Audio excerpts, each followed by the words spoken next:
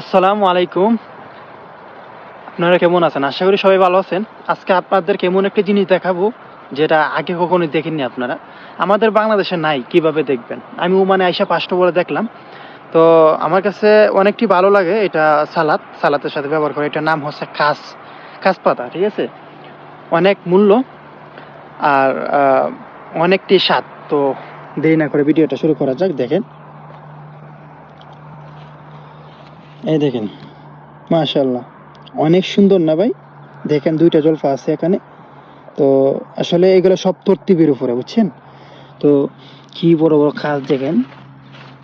তো আমি আজকে অর্ডার আছে তাই কাটতে আসলাম। তো এখানে মানে কয়েকটা কাটলাম আর কি। দেখেন,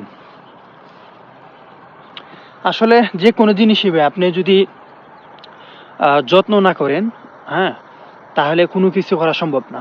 আলহামদুলিল্লাহ আমরা অনেকটাই যত্ন করি আর খুবই পরিশ্রম করতেছি। এই সবজির পিছনে অনেক খাটাখাটনি করা লাগে। পরিশ্রম করার পরে আপনার এই ফসলটা উৎপাদন হয়। কারণ এটা প্রবাস ভাই, আমাদের বাংলাদেশ না যে বৃষ্টি হবে, ঠিক আছে, কিছুদিন পরে পরে। এটা আপনার ১ বছর পরে ২-৩ দিন বৃষ্টি হয়, তো আবার ঝুম না, ঠিক আছে, হালকা পাতলা বৃষ্টি হয়। তো এই দেশে মরুভূমির দেশে সবজি ফলানোটা অনেক পরিশ্রম, অনেক কষ্টকর বিষয়। তারপর আলহামদুলিল্লাহ আল্লাহ তাআলা অবশ্যই এই মানে মরুভূমি তো আল্লাহ তাআলার রহমত আছে। রহমত ছাড়া তো এত সুন্দর সুন্দর সবজি, হ্যাঁ, কখনোই করতে পারতাম না। দেখেন, ঠিক আছে, সবগুলো আছে, হ্যাঁ, ওমানি সবজি, বাঙালি সবজি, কদু থেকে লইয়া, হ্যাঁ, মিষ্টি কুমড়া, ঠিক আছে, ছই, সিম যেটা বলি, সবগুলো আছে আলহামদুলিল্লাহ।